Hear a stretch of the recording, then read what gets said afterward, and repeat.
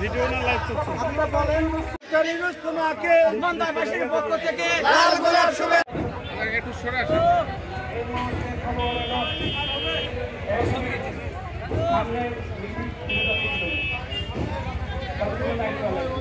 সচিব তোমাকে লাল গোলাপ শুভেচ্ছা, লাল গোলাপ শুভেচ্ছা, শিক্ষা সচিব তোমাকে লাল শুভেচ্ছা, লাল গোলাপ শুভেচ্ছা, তোমাকে এই মুহূর্তে খবর এলো লাল গোলাপ শুভেচ্ছা,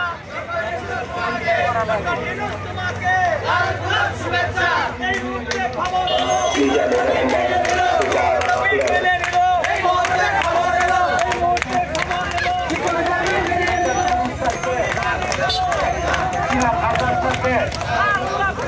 শিক্ষা প্রতিষ্ঠা মহোদয়কে এই মুহূর্তে খবর এলো শিক্ষক দাবি মেনে নিল।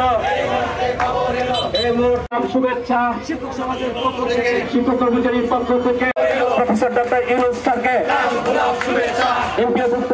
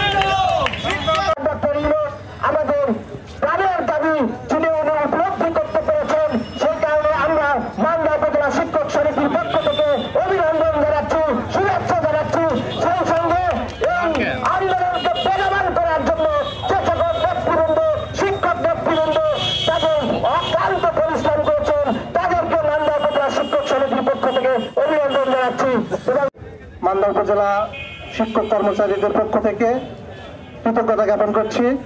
সেই সাথে মান্দা উপজেলার যে শিক্ষক সমিতি আছে তারা যে আন্দোলনটার সাথে একাত্মতা প্রকাশ করে এত সুন্দরভাবে একাত্মতা প্রকাশ করেছে এবং পর্যায়ক্রমে সেখানকার যে কর্মসূচিগুলো সেগুলো আমাদের পর্যায়ক্রমে পালন করা হয়েছে। এই জন্য বাংলাদেশ শিক্ষক সমিতি মান্দা উপজেলা শাখাকে আমি ধন্যবাদ জ্ঞাপন করছি।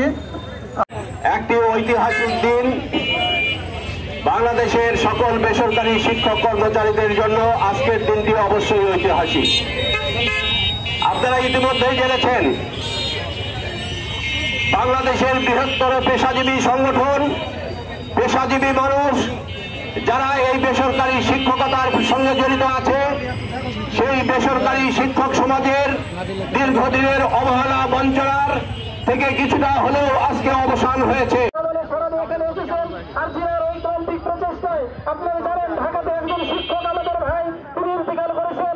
আমরা এখান থেকে তার রুহের মাগফিরাত কামনা করছি এবং যারা অসুস্থ অবস্থায় রয়েছে তাদের জন্য আমরা দোয়া করি আল্লাহ যেন তাদেরকে অতি শীঘ্রই সেবা দান করেন। এবং আমরা এই আন্দোলন সংগ্রামকে চালিয়ে গিয়েছি। সকল রাজনীতিবিদকে আমি ধন্যবাদ জানাই যিনারা আমাদেরকে আজকের এই এক প্ল্যাটফর্মে আসার জন্য আমরা আমাদের অর্জনকে ফিরিয়ে আনতে পেরেছি। এই আহ্বানকে সকল আমরা এখান থেকে ক্ষণে ক্ষণে আমরা গাড়ি দিয়ে সেখান থেকে আমাদের শিক্ষককে সেখানে ঢাকার শহীদ আমরা পাঠিয়েছি এবং আমরা সবসময় সোচ্চার ছিলাম। কেন্দ্রীয় কর্মসূচির ডাকে আমরা আমাদের কর্মবিরতির ডাক দিয়েছিলাম। আমার কমলমতি শিক্ষার্থীরা আমাদেরকে বলেছে স্যার এইটা কিসের আন্দোলন। আমরা যখন তাদেরকে বিষয়টি অবহিত করতে পেরেছি তারা বলেছে স্যার এটা যৌক্তিক আন্দোলন, এটার একটা সমাধান হওয়া দরকার।